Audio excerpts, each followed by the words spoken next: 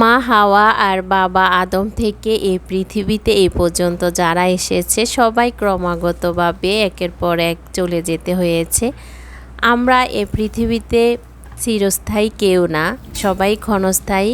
আমাদেরকে আল্লাহ পাক মেহমান হিসেবে এই পৃথিবীতে পাঠিয়েছে। আমরা কিছুদিনের জন্য এই পৃথিবীতে এসেছি পরীক্ষা দেওয়ার জন্য। জানি না আমি এই পৃথিবীতে কতদিন বেঁচে থাকব, সেটা একমাত্র আমার আল্লাহই ভালো জানে। তবে আল্লাহর কাছে আমার সবসময় একটাই চাওয়া, আল্লাহ পাক যাতে আমাকে হায়াত দারাজ করে, আমি যাতে ভালো কাজ করে এই পৃথিবী থেকে যেতে পারি। মানুষের উপকার না করতে পারলেও যাতে মানুষের ক্ষতি না করতে পারি, মানুষের গীবত না গিয়ে যদি মানুষের পাশে দাঁড়াতে পারি, এটাই আমার সবচাইতে বড় চাওয়া। আসসালামু আলাইকুম, welcome back to my channel Shamima's lifestyle channel থেকে আমি শামিমা আফরোজ বলছি। কেমন আছেন আপনারা সবাই? আশা রাখি যে যেখানে আছেন আল্লাহর অশেষ রহমতে অনেক অনেক বেশি ভালো আছেন। আলহামদুলিল্লাহ, আমিও আপনাদের দোয়ায় আল্লাহর অশেষ রহমতে আমার পরিবারকে নিয়ে ভালো আছি। আর ভালো আছি বলিও আপনাদের মাঝে আবারও আসতে পেরেছি, সেজন্য আল্লাহ পাকের কাছে অনেক অনেক শুকরিয়া জানাচ্ছি। সুস্থতা আল্লাহ পাকের অনেক বড় নেয়ামত। আমরা যত টাকার মালিকই হই না কেন, যদি আল্লাহ পাক আমাকে অসুস্থই রাখে তাহলে আমার এই টাকা পয়সার কোনো দাম নেই। এই জন্য আমি মনে করি যে সুস্থ আছে সেই হচ্ছে সবচাইতে বড় ধনী। সকাল সকাল কাজকর্ম শুরু করেছি ঘরের, আর সেখান থেকে ক্যামেরাটা অন করে আপনাদের সাথে ভিডিওটা শেয়ার করতে যাচ্ছি। আশা করি আজকের ভিডিওটি আপনাদের কাছে অনেক বেশি ভালো লাগবে। শুরুতে সবাই একটা লাইক দিবেন, আপনাদের একটা মূল্যবান লাইক আমার ভিডিওটাকে অনেক দূর এগিয়ে নিতে অনেক বেশি সাহায্য করবে। আজকের ভিডিওতে আমি আমার ছোট্ট কিচেন কাউন্টারটাকে যেভাবে অর্গানাইজড করেছি সেটাই আজকের ভিডিওতে আপনাদের সাথে শেয়ার করব। আশা করি আপনারা প্রথম থেকে শেষ পর্যন্ত আমার সাথে থাকবেন। আয়ানের পাপা এখনও ঘুমাচ্ছে।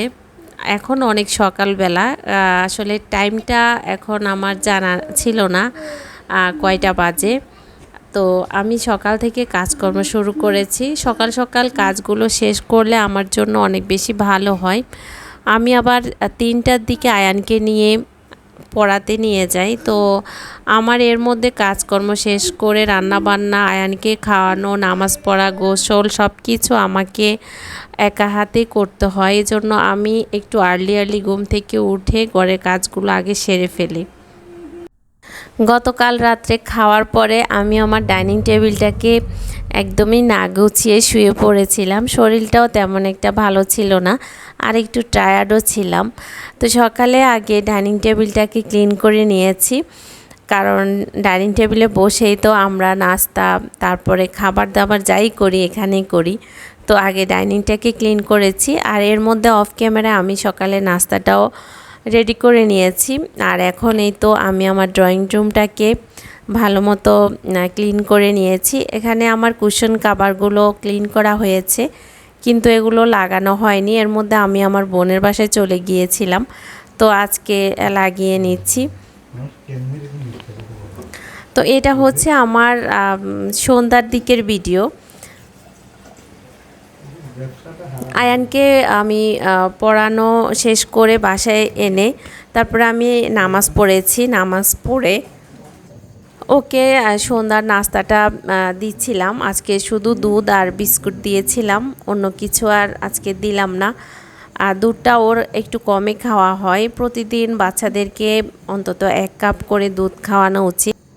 আয়ানের অ্যালার্জি সমস্যার কারণে ওকে আমি গরুর দুধ একদমই খাওয়াইনি।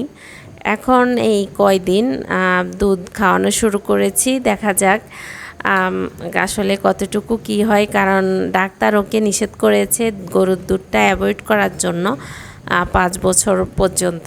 তো ওর এখন 5 বছর চলছে। এই জন্য দিতেছি, কারণ ও ফর্মুলা মিল্ক খাচ্ছে না, দিলেও ও নষ্ট করে ফেলে, ওর কাছে ভালো লাগে না। দেখলাম যে ও গরুর দুধটা পছন্দ করছে, তো একটু একটু করে ট্রাই করছি অল্প অল্প করে দেওয়ার। যদি দেখি সমস্যা হয় তাহলে আবার বন্ধ করে দিব। আর কথা বলতে বলতে আমি কিন্তু রান্না বসিয়ে দিয়েছি। এখানে আমি মসুর ডাল রান্না করে নিচ্ছি, আর পোয়া মাছ আমি ভুনা করে নিয়েছি। তো আমি হাতে মেখে পোয়া মাছটা বসিয়ে দিয়েছি, আর এখানে ডালটা আমি ঘুটে এখন পানি দিয়ে দিচ্ছি। আসলে রান্না এক একজন এক এক স্টাইলে করে, আর এক এক অঞ্চলের রান্না কিন্তু এক এক রকম। আমরা যেহেতু ব্লগ দেখি বা আমরা ব্লগ করি, তো অনেক আপুদের ভিডিও দেখি অনেক আইটেমের অনেক রকম করে রান্না করে থাকে, যেটা আমাদের অঞ্চলে আসলে রান্না এভাবে করে না। অনেক আপুদের নতুন নতুন রান্না দেখছি, আমিও ওনাদের মতো ট্রাই করি, দেখি কেমন লাগে। আসলে একঘেয়েমি খাবার ভালো লাগে না, এক একবার এক এক রকম রান্না করলে খেতে কিন্তু ভালো লাগে, নতুনত্ব লাগে। তো এখানে আমার ডালটা হয়ে গেছে, আমি ডালে ভাগার দিয়ে নিয়ে আজকে আর তেমন কিছু রান্না করব না, অল্প স্বল্প কিছু রান্না ফ্রিজেও আছে, সেটা দিয়ে আমাদের হয়ে যাবে। তো আমি আপনাদেরকে প্রথমেই বলেছি যে আমি আজকে আমার ছোট্ট কিচেন কাউন্টারটাকে একটু অর্গানাইজড করব, আর সেটাই এখন আপনাদের সাথে আমি শেয়ার করতেছি। এখানে আমার এই কিচেন কাউন্টার টপটা খালি আছে, তো আজকে একটু সুন্দর করে সাজাবো আমার মনের মতো করে। আসলে নিজের মতো করে যে কোনো জিনিস দিয়েই সুন্দর করে সাজানো যায়, সেখানে দামি কিছুর প্রয়োজন হয় না। তো আমার ঘরে যা আছে আমি সেটা দিয়ে আমার আজকে কিচেন কাউন্টারটাকে একটু সুন্দর করে সাজিয়ে নিচ্ছি। আমার প্রয়োজনীয় জিনিসপত্রগুলো আমি আমার হাতের কাছে রাখি, যাতে আমি প্রয়োজন মতো নিতে পারি। তো আমি এখানে একটা ট্রে নিয়েছি, তো আমি ট্রেটার মধ্যে আমার যত স্পুন আছে সেগুলো এই ট্রেটার মধ্যে আমি অর্গানাইজড করছি। আর যে বড় বড় যে আমার চামচগুলো আছে সেগুলো আমি এই বক্সের মধ্যে রাখছি, কারণ অনেক সময় তেলাপোকা হাঁটে, এটা আমার একদমই অপছন্দ। তো আমি যেগুলা সবসময় রেগুলার ব্যবহার করি সেগুলো আমি এই রেড কালারের বক্সের মধ্যেই রাখি। আর এখানে আরেকটা ছোট্ট আমি পিঁড়ি দিয়েছি। এখানে আমার যত মশলাপাতি আছে এগুলো আমার বিভিন্ন আইটেমের মশলা, এগুলো বিভিন্ন রান্নার ক্ষেত্রে আমি ব্যবহার করি, তো সেই মশলাগুলোই আমি এখানে রেখেছি। আর পাশে একটা ছোট্ট মাটির টব রেখেছি, আমি নিজ হাতে একটু আর্ট করেছি। আসলে আমি ওগুলো পারি না, যা পারি তাই করার চেষ্টা করি, করতে করতেই তো পারবো ইনশাল্লাহ।